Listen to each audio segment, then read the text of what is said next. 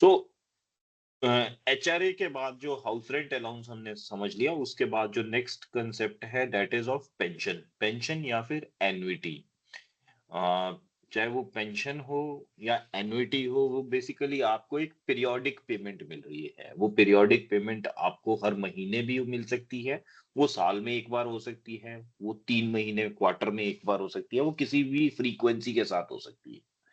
तो ये जो पेंशन होती है, जो आपको फ्रीक्वेंट इंटरवल्स में मिल रही है, मंथली हो, क्वार्टरली हो, 6 मंथली हो, या साल में एक बार मिल रही हो, this amount of pension is taxable in case of all the people who get this amount. Annuity is sum payable in respect of a particular year. It is treated as a salary. If a person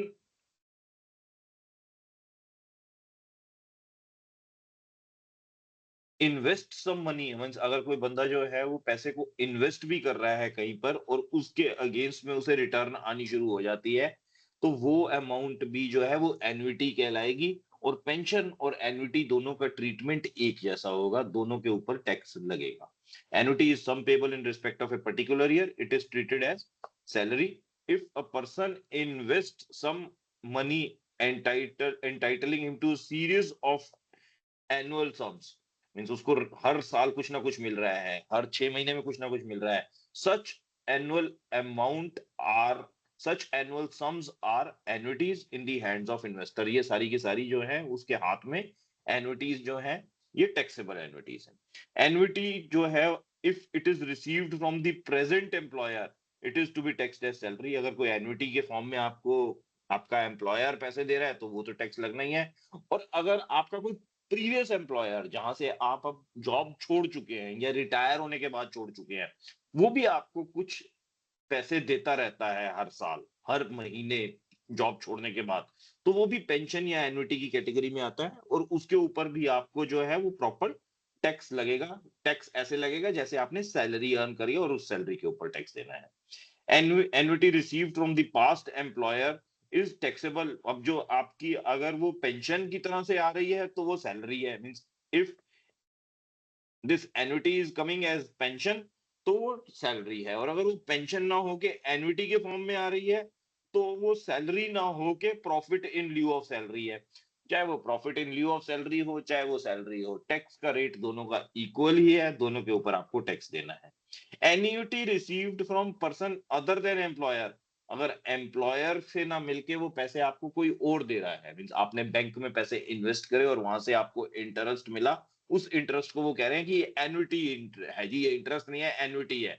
तो in that case वो annuity जो है वो आपकी taxable हो जाएगी as income from other sources. अब जो इंटरेस्ट पोर्शन आपको बैंक देता है, वो भी टैक्सेबल कैसे होता है? वो भी टैक्सेबल होता है इनकम फ्रॉम अदर सोर्सेज। तो कोई ज्यादा फर्क नहीं है, आपको पैसे जो मिल रहे हैं वो एन्युटी की फॉर्म में मिले या पेंशन की फॉर्म में मिले, बोथ आर टैक्सेबल। सिंपल सा क्रिस्प सा कंसेप्ट, जैसे बेसिक सैलरी टैक्सेबल, जैसे डियरनेस अलाउंस टैक्सेबल, वैसे एन्युटी और पेंशन जो है वो भी टैक्सेबल।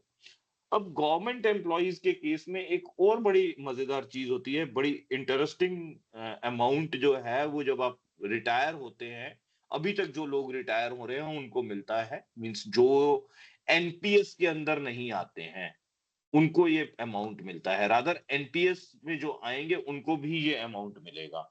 हमारी जो पेंशन है ना, वो कई स्कीम्स में पेंशन चल रही हैं। एक पेंशन हमारी जो है वो ओपीएस होती है, ओल्ड पेंशन स्कीम। एक हमारी पेंशन एनपीएस होती है, न्यू पेंशन स्कीम। तो हमें वो स्कीम्स में नहीं अभी समझना है, that was just for your understanding भी, ये चीजें बता रहा हूं मैं साथ साथ कि और कहीं काम आएंगी। अब एक तीसरी और इंट्रोड्यूस करी है गवर्नमेंट ने पिछले साल, that is known as UPS. ये यूनिफाइड पेंशन स्कीम है। अब ये स्कीम्स क्या है ये किसी और सब्जेक्ट में कभी पढ़ेंगे बैठ के, बट आपकी तीनों ही केसेस में जो पेंशन मिलेगी, तो पेंशन से पहले आप, मींस पेंशन क्या होता है, आपको हर महीने जो है वो सरकार कुछ पैसे भेजती है कि ये आपकी पेंशन आ गई। जैसे गवर्नमेंट एम्प्लॉइज जो होते हैं, government employees under old pension scheme जो होगी, वो होती है उनको जो पेंशन मिलती है दैट इज समथिंग लाइक कि जो उनको लास्ट बेसिक सैलरी मिली है, मीन्स जो आखिरी साल में मेरे ख्याल 10 महीने की बेसिक सैलरी होती है, जो लास्ट ड्रॉन बेसिक सैलरी होती है, वो गवर्नमेंट रूल्स हैं कि आपकी बेसिक जो थी वो जब आप रिटायर हुए तो 20,000 रुपए महीने की बेसिक थी कि आप 20,000 रुपए महीने की basic salary plus DA plus HRA ये सब लेते थे। तो जिस महीने आप रिटायर हो जाओगे अगले महीने से वो आपको कहेंगे कि हम अब बेसिक सैलरी डिवाइडेड बाय 2 ये जो अमाउंट है ये आपकी पेंशन का अमाउंट बन जाता है, ये हम आपको हर महीने अब देते रहे। गवर्नमेंट आपको ये कह देगी कि अब अगले महीने से दफ्तर आने की जरूरत नहीं है, आपको कोई काम करने की जरूरत नहीं है सरकार का। आपको जो सैलरी जो मिलती थी, जो बेसिक सैलरी थी, उसका आधा हिस्सा जो है आपके घर जो है वो हर महीने की आखिरी तारीख को पहुंच जाया करेगा। महीना अगर 31 का है और 31 को संडे पड़ रहा है, 30 को सैटरडे पड़ रहा है, तो 29 को ही आपके बैंक में जो है वो 10,000 रुपए होंगे। इस हिसाब से 20,000 डिवाइडेड बाई 2, 10,000 करके जो होंगे। तो मीन्स आप खुश हैं, you are a happy person कि कहीं जाना नहीं पड़ता और 20,000 रुपए की जगह 10,000 रुपए तो मिल ही रहे हैं आराम से, कोई दिक्कत नहीं है। ये पेंशन का तरीका होता है। मगर एक चैलेंज अब आपको नजर आएगा अच्छा खासा सा। वो चैलेंज जो नजर आएगा वो ये आएगा कि आप अभी तक, क्योंकि गवर्नमेंट सर्वेंट्स की सैलरी कोई बहुत ज्यादा नहीं होती है, तो आप जो है वो शुरू किए थे किसी शहर में जाकर नए सिरे से, और चुपचाप से आपने एक घर किराए पे लिया था, उसका किराया देते रहे और वो रहते रहे, और कहाँ आपकी उम्र 60 साल हो गई आपको पता ही नहीं चला। और अब किराया तो अगले महीने भी देना है, और तनख्वाह जो है वो अब एचआरए नहीं मिलना है, बेसिक सैलरी की आधी सैलरी आनी है। तो अब कैसे करोगे ये मैनेजमेंट, घर का किराया कैसे जाएगा, और कुछ छोटे मोटे खर्चे होंगे, उम्र ज्यादा हो गई है तो वो खर्चे कैसे पूरे होंगे। उन सबको कंसिडर करते हुए गवर्नमेंट जो है वो आपको एक पेंशन का हिस्सा लंपसम दे देती है। वो कहती है कि एक lump sum amount of your future pension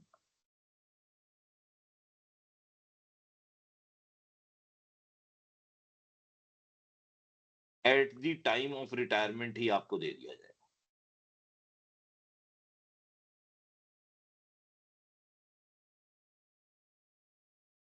central government के रूल्स के हिसाब से, या for that matter Himachal government के रूल्स के हिसाब से, या पंजाब गवर्नमेंट के रूल्स के हिसाब से, वो जो कम इस पेंशन जो आपको मिलती है, वो पेंशन जो होती है that is of 16 years. 16 years pension is given in advance. 16 साल की पेंशन जो है is given in advance for half the pension, means for of half the pension amount.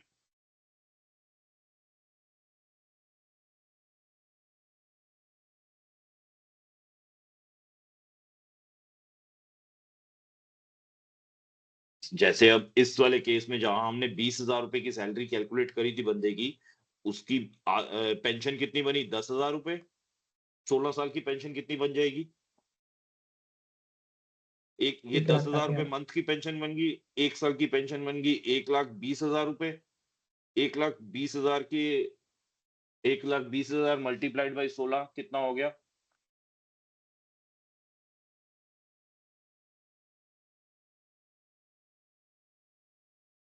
19,20,000 रुपए। इस 19,20,000 को डिवाइड बाई 2 कर देंगे, मीन्स आधा पैसा जो है 9,60,000 रुपए इस बंदे को जो कहा जाएगा कि तू आज ही ले जा।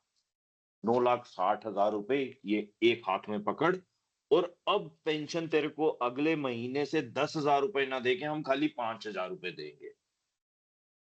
9,60,000 रुपए जो आपने उस बंदे के हाथ में रख दिया, उससे उसको कहा है कि यार तू कुछ अपना जो कैपिटल एक्सपेंडिचर करना है, that could be in form of बच्चों की शादी करनी हो सकती है, घर में कोई दुख तकलीफ हो सकती है, उसका इलाज करवाना हो सकता है, घर खरीदना हो सकता है, कुछ सेविंग आपने करी हुई थी, कुछ 9-10 लाख रुपए गवर्नमेंट ने आपको आप ही के पैसे एडवांस में पकड़ा दिए, वो हो गए। तो आप ये सारे पैसे जो आपको एक साथ दे दिए हैं, वो बेसिकली कल से आपके पास जॉब नहीं है, आपकी उम्र 60 साल हो गई है, इसलिए दिए गए हैं। इस 9,60,000 रुपए को जो हम एडवांस में दे दिए हैं, इसको हम कहते हैं कम्यूटेशन या कम्यूटेड पेंशन। जो पेंशन है वो कम्यूट कर दी गई है। कम्यूटेड पेंशन क्या होती है, ये समझ में आ गई Yes, sir. Yes sir. अच्छी तरह? Yes sir. आप ही के पैसे जो आने वाले 16 सालों में, वो 16 के 20 भी हो सकते हैं, 10 भी हो सकते हैं, वो हाइपोथेटिकल है। 16 मैं इसलिए बोल रहा हूं क्योंकि वो गवर्नमेंट के रूल्स हैं आज की डेट में 16 साल, तो इसलिए बता रहा हूं मैं आपको कि 16 साल की पेंशन आपको, आधी पेंशन जो है वो एडवांस में दे दी जाती है कि 16 साल में जो पेंशन मिलनी है वो आज ही ले जाओ। अब जब आपकी आपकी रिटायरमेंट 16 साल की हो जाएगी, आपकी उम्र 76 साल हो जाएगी, 60 पे आप रिटायर हुए हैं, तो 76 साल के उम्र में आपको जो अब आपकी पेंशन पहले 5,000 रुपए मिल रही थी, वो अब 5,000 की जगह इमीडिएटली 10,000 मिलनी शुरू हो जाएगी। अगले महीने से आपको पेंशन डबल आनी शुरू हो जाएगी। आप खुश हो जाओगे। मीन्स में भी 5-10 हजार रुपए में खुश नहीं हो गए, बट आपकी सैलरी जो है वो 2 लाख रुपए में भी तो आप रिटायर हो सकते हो। तो 2 लाख के ऊपर आपकी पेंशन 1 लाख होती। 1 लाख के बाद फिर पेंशन जो है वो कम्यूट होके 50,000 रुपए रह गई होती। वो 50,000 वापस 1 लाख होते, तो देन तब खुश हो जाते। मीन्स खुशी तो आपकी अपनी मर्जी है, जब मर्जी बना लो। ठीक है ना? तो ये कम्यूटेड पेंशन तक समझ में आ गई अपने को सब कुछ कि कम्यूटेड पेंशन Yes, क्या sir. होती है। अब यस हम सर। जो है इसका इनकम टैक्स का प्रोविजन समझते हैं। ये जो 9,60,000 रुपए सरकार ने आपके हाथ में जिस दिन आप रिटायर हुए हैं उसी दिन आपको दे दिए हैं, इसकी टैक्सेबिलिटी क्या है? पेंशन तो पूरी टैक्सेबल है। जब जब वो 10,000 रुपए मिल रहे हैं तो वो आपकी टैक्सेबल सैलरी में ऐड हो रहे हैं, आपकी टैक्सेबल इनकम में ऐड हो रहे थे पूरे 10,000 के 10,000। अब 10 की जगह 5 मिलेंगे तो वो पूरे ऐड होंगे। मगर जो कम्यूटेड पेंशन है वो उसका क्या? व्हेन एन एम्प्लॉई इज, ये ए पॉइंट पढ़ रहा हूं मैं पहला वाला। When an employee is in receipt of gratuity, अगर जब एम्प्लॉय रिटायर हुआ है तो एम्प्लॉय को जो है ग्रेचुटी भी मिली है। ग्रेचुटी भी रिटायरमेंट के टाइम पे मिलती है या जब आप नौकरी छोड़ के जाते हो कहीं पर तो मिलती है। मींस अगर आप जब जॉब करनी शुरू करोगे, किसी प्राइवेट एम्प्लॉयर के पास भी शुरू करोगे तो भी, जब आप 5 साल की नौकरी कर लोगे तो 5 साल के बाद जब आप कंपनी को छोड़ के जाओगे तो वो आपको ग्रेचुटी देगा। जितनी बड़ी कंपनी है सब में ग्रेचुटी मिलेगी।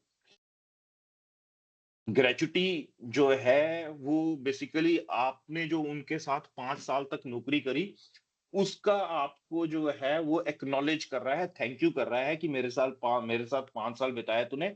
आई am grateful to you, I am very thankful to you.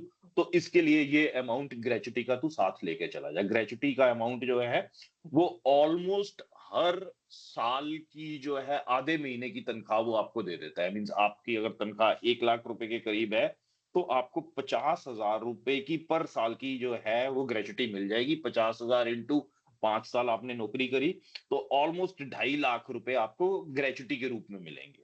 अब यहां पर ये जो कह रहा है वो ये कह रहा है कि when employee is in receipt of gratuity, अगर एम्प्लॉय को ग्रेचुटी भी मिल रही है रिटायरमेंट पे, ग्रेचुटी अगर गवर्नमेंट एम्प्लॉय है तो यस डेफिनेटली मिलेगी, वहां पर ग्रेचुटी मिलती है। अगर कोई बड़ी प्राइवेट कंपनी है तो वहां पे भी ग्रेचुटी मिलेगी। तो वो कह रहा है कि 1/3 of the commuted pension received, जो 1/3 है commuted pension received, divide by commutation percentage, ये in would be exempt under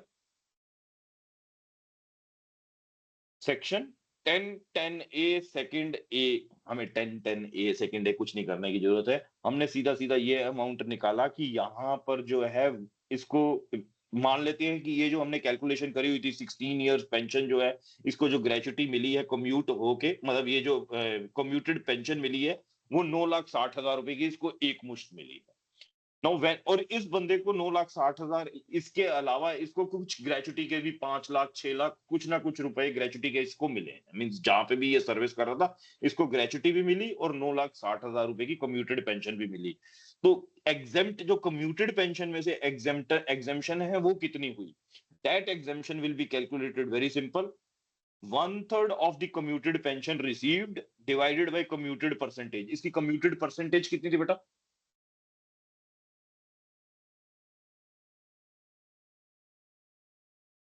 जब ये सर 19,20,000 50%। को 2 से डिवाइड करा हमने तो इसकी कम्यूटेड परसेंटेज हम 50% कह रहे हैं सीधी सीधी। 50% कम्यूटेशन होगी ना इसकी। Yes sir. Yes sir.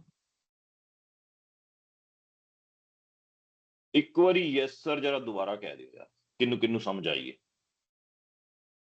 Jayant Yes, तेरी तो sir. आवाज अब पहचानने लगा हूं मैं, और दूसरी आवाज मैं अंदाजा लगाऊं तो कुणाल तेरी थी, यस और सर। किसी को नहीं समझ में आई।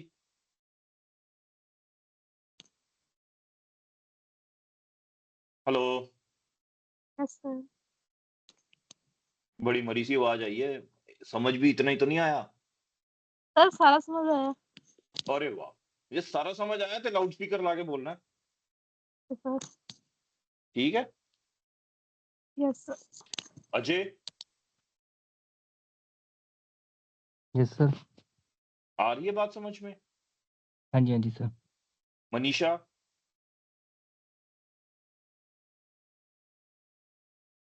मनीषा तो है ही नहीं क्लास में। Raman yes sir. और हिमांशी,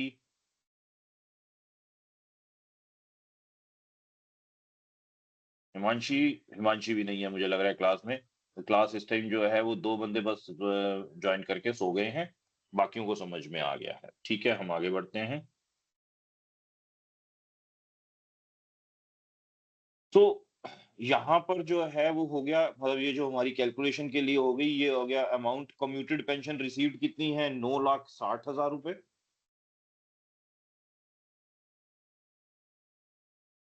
और divide by 50%।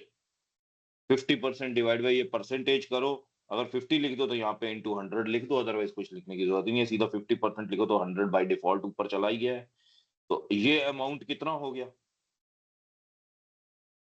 Sir 19,20,000। Yes sir. और 19,20,000 विच वन एग्जेम्प्ट करन दी, किन्नी गल कर रहा है, सर 1/3। 1/3 नु एग्जेम्प्ट करन दी गल कर रहा है। So next thing that we have to calculate is 6,40,000। 6,40,000 जो है वो एग्जेम्प्ट हो जाएगा। 19,20,000 19,20,000 का 1/3 जो है वो 6,40,000 जो है वो एग्जेम्प्ट हो जाएगा। और वो एग्जेम्प्ट हो गया तो टैक्सेबल कितना हो गया उस केस में हमारा, 12,80,000। क्यों 12,80,000 बेटा, उन्होंने मिलया कितना है, ग्रेचुटी कम्यूटेशन रिसीव्ड कितनी है, कम्यूटेड का 9,60,000 रिसीव हुआ है। एग्जेम्प्ट है इसमें से 6,40,000, तो टैक्सेबल जो हो गया दैट विल बी 3,20,000। 3,20,000 जो है वो उसका टैक्सेबल हो जाएगा। ठीक है जी, कंसेप्ट क्लियर। ये किस केस में, अगर Yes, sir. उसको कम्यूटेड पेंशन के साथ साथ ग्रेचुटी भी मिली है। अगर उसको ग्रेचुटी नहीं मिली, मींस वो ऐसी ऑर्गेनाइजेशन में काम करता था जो ग्रेचुटी नहीं थी, या ग्रेचुटी दूसरे केस में कब नहीं मिलेगी, अगर उसने 5 साल से कम सर्विस करी है, पेंशन तो बन गई मगर ग्रेचुटी नहीं बनी, उन दोनों ही केसेस में उसको ग्रेचुटी नहीं मिलेगी। अगर वो मींस ऐसी ऑर्गेनाइजेशन में काम नहीं करता है जहां पे पेमेंट ऑफ ग्रेचुटी एक्ट 1972 लागू नहीं होता है, तो उसे ग्रेचुटी नहीं मिलेगी। या उसकी जो सर्विस है, जब जब वो रिटायर हुआ, जब उसको पेंशन मिलनी शुरू हुई, तो that was less than 5 years, तो उस केस में भी उसे ग्रेचुटी नहीं मिलेगी। अब उस केस में ये जो 1/3 है, ये 1/3 की जगह जो है 1/2 हो जाएगा। Means when employee is not in receipt of gratuity, half of the commuted pension divided by commutation percentage would be exempt from tax. वहां पर जो exemption है वो 1/3 ना होके it will be reduced to, means rather it will be increased, जो exemption है that will be increased to 1/2। तो 1/2 यहाँ पर जो है अगर वो हो जाती है तो that turns out to be, यहाँ 6,40,000 रुपए की जगह 9,20,000 पूरे 9,60,000 रुपए पूरे आ जाएंगे। 9,60,000 इसको ग्रेचुटी मिल रही है, और 9,60,000 की 9,60,000 एग्जेम्प्ट है। यहाँ पर जो एग्जेम्प्ट अमाउंट है दैट आल्सो इज 9,60,000, और जो इसका टैक्सेबल अमाउंट हो जाएगा वो 0 हो जाएगा। अगर ग्रेचुटी रिसीव कर रहा है तो टैक्सेबल अमाउंट 3,20,000 है, अगर ग्रेचुटी साथ में रिसीव नहीं कर रहा है तो टैक्सेबल अमाउंट 0 निकल के आता है। पहले ये जो 2 क्लॉजेस हमने पढ़े हैं, दोनों सेक्शंस हैं, एक ए है एक बी है। 10-10 ए क्लॉज सेकंड ए के अंदर ग्रेचुटी रिसीव कर रहा है तो 10 सेकंड बी के अंदर ग्रेचुटी रिसीव नहीं कर रहा है तो। Concept clear? अब जो एग्जेम्पशन Yes, है sir. 10-10 ए की यस सर। कम्यूटेड पेंशन की, दैट इज अवेलेबल दोनों को, चाहे वो डिफॉल्ट टैक्स रिजीम में आए चाहे वो ऑल्टरनेट टैक्स रिजीम में आए। आप 115 BAC में हैं तो भी आपको एग्जेम्पशन है, आप 115 BAC में नहीं है, आप ओल्ड टैक्स रिजीम में हैं तो भी वो आपको है। अब जजेस ऑफ सुप्रीम कोर्ट और हाई कोर्ट जो है, they will be entitled to exemption of commuted pension. इनको जो है एग्जेम्पशन जो है वो अंडर सेक्शन 10-10A1 मिलनी है। जो 10-10A1 है उसके अंदर ये जो 1/3 वाला कंसेप्ट है, ग्रेचुटी मिली या नहीं मिली, उस वो कंसेप्ट खत्म हो जाता है। वहां सीधा सीधा 1/2 है। मींस अगर जज को ग्रेचुटी मिल रही है, हाई कोर्ट और सुप्रीम कोर्ट का जज है, उसको ग्रेचुटी मिल रही है तो भी ये 1/3 ना होके 1/2 हो जाएगी।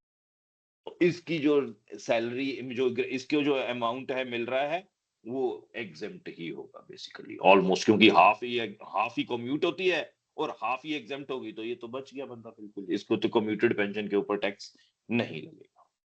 कंसेप्ट क्लियर ये वाला भी कम्यूटेड पेंशन का? Yes, sir.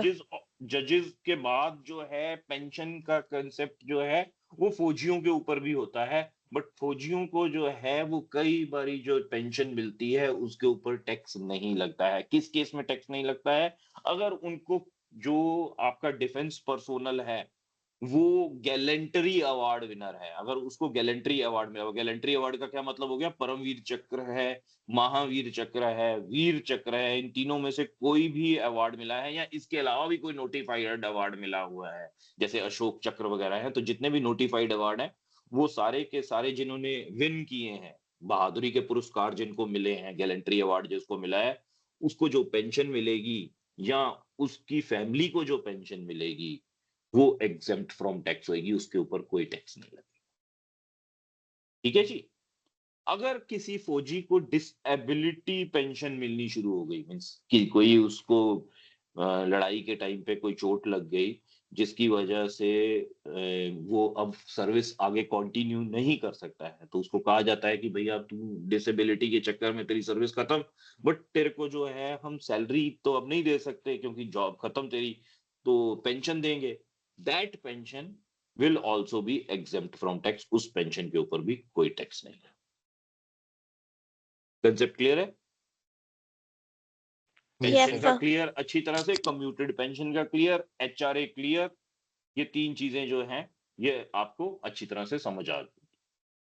चलें आगे। Yes, sir. So next that we talk is gratuity. अब हम ग्रेचुटी की बात कर लेते हैं।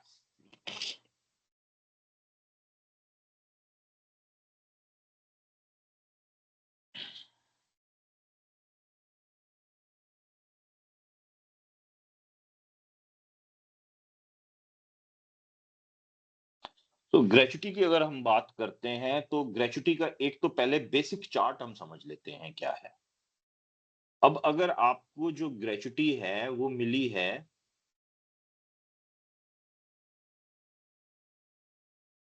वाइल इन सर्विस, अगर आप जॉब में हैं और आपको कुछ ग्रेचुटी का मतलब क्या हुआ?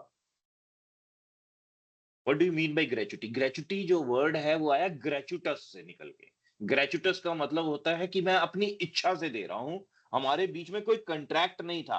जो सैलरी आपको मिलती है वो इस वजह से मिलती है कि आप अपने एम्प्लॉयर के साथ एक कंट्रैक्ट एंटर करते हैं कि मैं आपके लिए सर्विस करूंगा, मैं आपके ये काम है, आपकी स्पैन ऑफ ड्यूटीज आपको बता दी जाती है कि ये काम आपके लिए मैं करूंगा और इसके एवज में, इसके अगेंस्ट आप मेरे को सैलरी दोगे।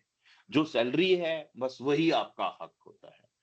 मगर एम्प्लॉयर आपको अगर आपकी सर्विस जो है वो 5 साल से ज्यादा हो जाती है तो वो ग्रेचुटी भी देता है। वो ग्रेचुटी कहा तो ग्रेचुटी जाता है, वो आपके साथ कंट्रैक्ट में भी साइन नहीं करता कि मैं 5 साल तुम्हारे साथ नौकरी करूंगा तो मैं आपको ग्रेच्युटी दूंगा। वो ग्रेच्युटी जो है वो कंट्रैक्ट में नहीं है, वो एक्ट में। मीन्स एक कंट्रैक्ट होता है कि हम दो बंदों ने आपस में कंट्रैक्ट कर दिया। एक जो है वो सरकार ने इम्पोज किया हुआ है, गवर्नमेंट ने कहा हुआ है कि तुम कंट्रैक्ट कुछ भी कर लो। तुम एम्प्लॉयर और एम्प्लॉय आपस में कंट्रैक्ट कर लो कि मैं तुमको जो कंट्रैक्ट में पैसे लिखे हैं उसके अलावा एक नया रुपया नहीं दूंगा।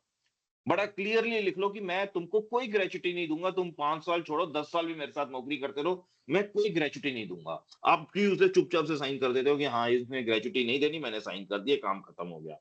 उसके बाद आप कोर्ट में जाके ग्रेच्युटी की मांग कर सकते हो और वो एम्प्लॉयर आपको ग्रेच्युटी देगा, क्योंकि वो एक्ट में लिखा हुआ है। कंट्रैक्ट में ना लिखने से या कंट्रैक्ट में एक्सप्रेसली मना कराने से आपकी ग्रेच्युटी मिस नहीं हो सकती है।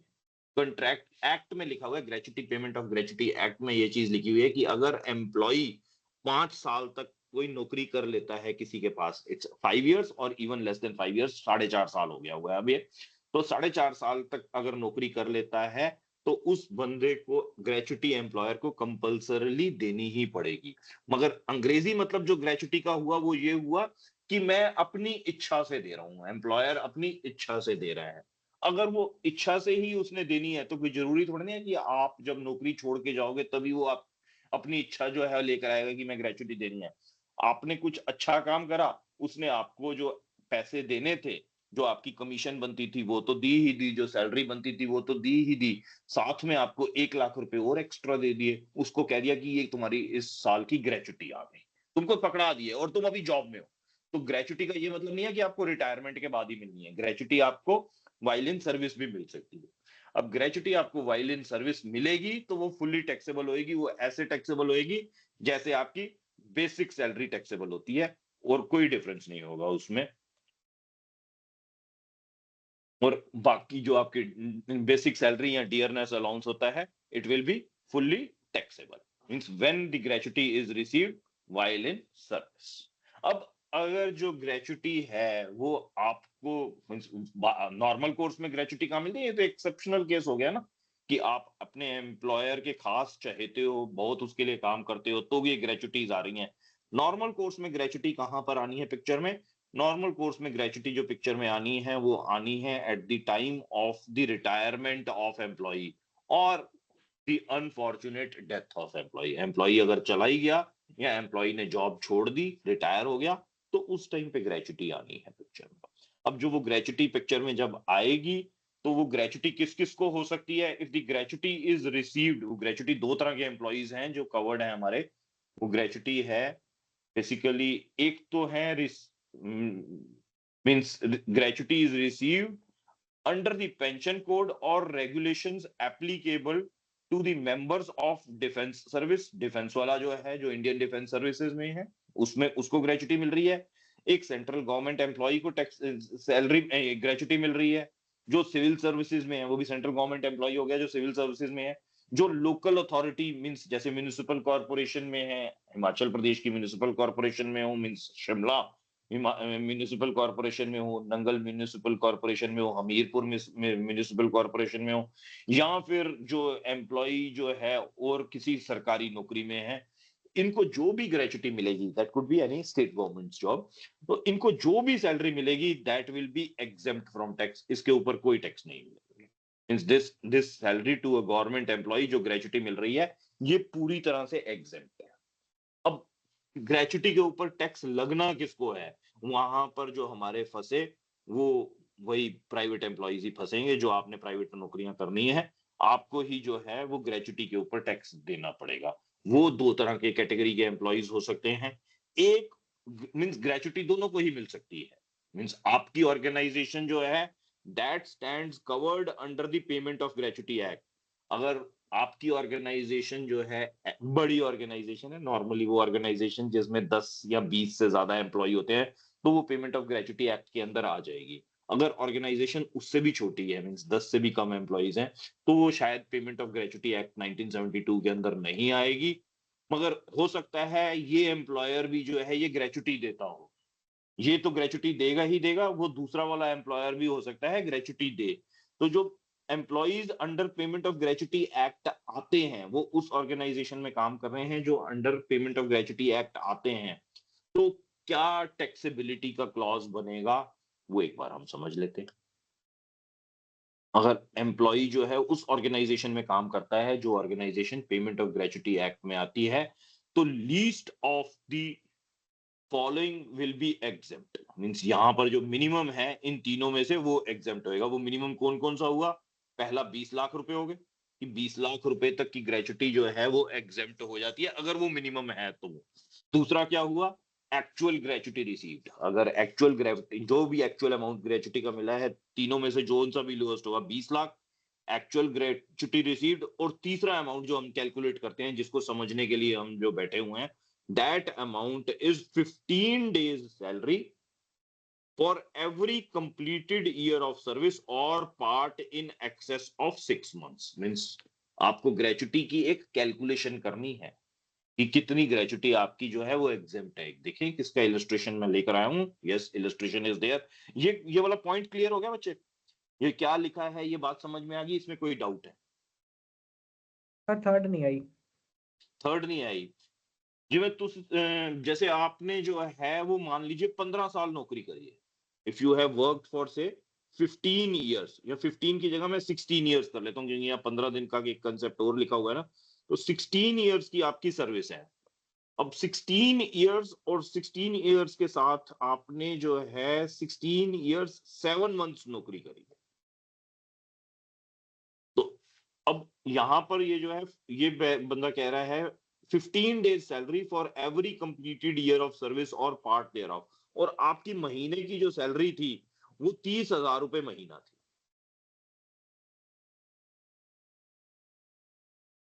अगर एक महीने की सैलरी 30,000 रुपए है तो 15 दिन की कितनी होगी बेटा?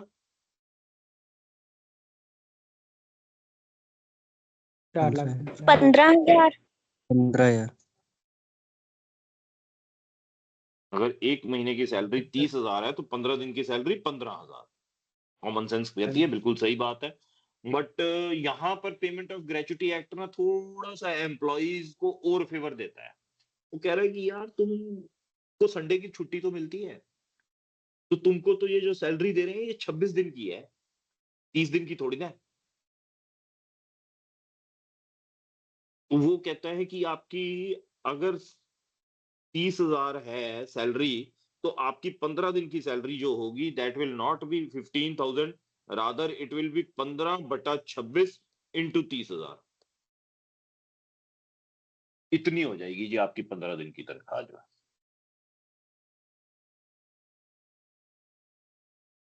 वो कहता है कि आपकी जो तनख्वाह है that will be consider to be 17,308 रुपए। जो 15 डेज सैलरी है वो 17,308 रुपए हो जाएगी। और अब इसको जो 15 मतलब आपने सर्विस टोटल कितनी करी है? 15 days salary for every completed year of service और part in excess of 6 months. आपने टोटल सर्विस कितनी करी? 16 साल 7 महीने। 7 महीनों को कितना कह रहा है वो गिनेंगे? 1 साल। 6 महीने से ऊपर वाला जो है वो 1 साल गिना जाएगा। यही कह रहा है ना? 15 days salary for every completed year of service और part in excess of 6 months. Means जो कंप्लीटेड ईयर है वो भी और साथ में उसके ऊपर है कुछ तो वो भी। तो यहां पर ये जो 16 साल है ये 16 साल ना गिन के हम इसको गिनेंगे 17 साल। ये मल्टीप्लाइड बाय 17 कर दिया जाएगा। तो ये 17,307 इंटू 17 ये अमाउंट आ जाएगा आपका 2,94,231 रुपए। तो कह रहा है कि ये एक 2,94,231 रुपए एक बना दिए, एक तरफ 20 लाख बना दिए, एक तरफ आपकी एक्चुअल ग्रेचुटी बना दी कि कितनी है। एक्चुअल ग्रेचुटी मान लेते हैं आपको मिली है वो 3 लाख रुपए मिली है। तो आपको जो टैक्सेबल अमाउंट होगा वो कितना होगा? मींस ये least of the three is exempt. इन तीनों में से जो लोएस्ट है वो एग्जेम्प्ट है। तो लोएस्ट एग्जेम्प्ट कौन सा हुआ? 2,94,231 एग्जेम्प्ट हो गया। तो आपके जो 5,769 रुपए जो बने हैं वो टैक्सेबल बन गए। 3 लाख रुपए आपको मिले हैं, 3 लाख में से 2,94,231 रुपए जो है वो एग्जेम्प्ट फ्रॉम टैक्स हैं। तो बाकी जो 5,769 रुपए जो बने that becomes your taxable amount. तो क्लियर है? Yes, sir. Yes Clear. Sir. ये तीसरा पॉइंट भी क्लियर हो गया। Yes, sir. हाँ जी फर्दर सर। क्लैरिटी के लिए Yes, एक छोटा sir. सा सवाल और देख लेते हैं, तो आपके डाउट्स बिल्कुल ही क्लियर हो जाएंगे कि हाँ जी ये तो आज टेबल से समझ के ही उठे हैं। ठीक है, एक बार उसको हम अच्छे से समझ लें।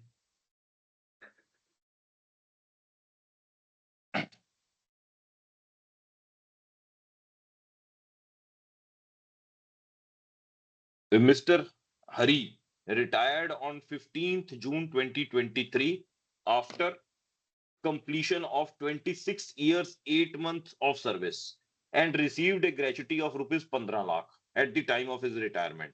His salary was, basic salary जो है वो 50,000 रुपए थी, dearness allowance 10,000 per month था, 60% of this is for retiral benefit। तो retiral benefits वाला इसमें भी concept जो आएगा, क्योंकि हमने वो जो पढ़ा है ना 15 days salary for every completed year of service, तो 15 डेज सैलरी पढ़ा है, 15 डेज बेसिक सैलरी नहीं पढ़ा।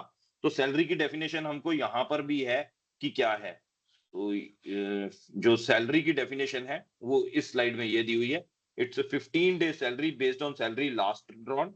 Salary means basic salary plus DA, और number of days in month are to be taken as 26। यहाँ पर 26 दिन लेने हैं हमने महीने के जो है। तो ये कंसेप्ट के साथ जो है हम आगे बढ़ेंगे कि salary means basic salary plus DA. DA जो है जो रिटायरल बेनिफिट्स के लिए लेना है वही वाला डीए, बस और कोई डीए नहीं।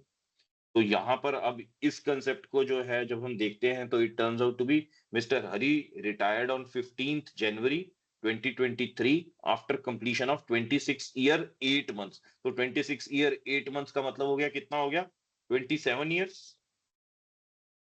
अगर हम पेमेंट ऑफ ग्रेचुटी एक्ट के अंदर बात करेंगे तो 27 साल सीधा सीधा कैलकुलेट कर देंगे ना, 8 महीने हो गए, 6 महीने से ज्यादा है तो वो पूरा साल हो गया। And received A gratuity of rupees 15 lakh. तो ग्रेचुटी रिसीव्ड पहला जो 20 लाख वाला था वो ग्रेचुटी रिसीव्ड एक अमाउंट हो गया आपका 15 लाख। मैक्सिमम अमाउंट जो एग्जेम्प्ट हो सकता है वो कितना हो सकता है, मैक्सिमम Check. 20 लाख। और अब हमने तीसरा कैलकुलेट करना है कि वो 15 days salary for every completed year of service and part thereof कितनी है। तो इसकी बेसिक सैलरी कितनी है, 50,000. 50,000। और डियरनेस अलाउंस कितना हो गया, 6,000. 6,000। हाँ जी, 6,000 हो गया ना, 6,000. हाँ 6,000 जी, हाँ जी. 56,000। उसके बाद कमीशन, कमीशन तो हमने लेनी नहीं इसकी, क्योंकि कमीशन का तो हमें उसने बताया ही नहीं ना लेने के लिए। Yes, sir. ये जो कमीशन यहाँ पर सैलरी का मतलब वो क्या बता गया, बेसिक सैलरी प्लस डीए, बस और कुछ नहीं बोला उसने। तो कमीशन जो है that is not part of it. ये अब बात याद रखनी है कि एचआरए में कमीशन थी, यहाँ पे कमीशन नहीं है। ठीक है, अब बेसिक Yes, सैलरी sir. ये दोनों मिला के 56,000 हो गए, यही इसकी सैलरी है। 56,000 इंटू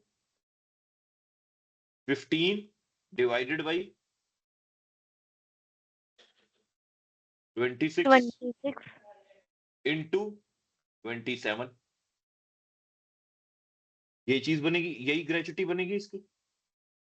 ये 27 से मल्टीप्लाई क्यों किया, 27 ईयर्स बने सी नो 27 ईयर्स है इसलिए 56,000 इंटू 15 डिवाइडेड बाई 26, तो 32,307 रुपए, 32,308 रुपए एक साल के हो गए। 27 सालों के 27 से मल्टीप्लाई कर दें तो ये अमाउंट आ जाता है 8,72,308 रुपए। 8,72,308 रुपए।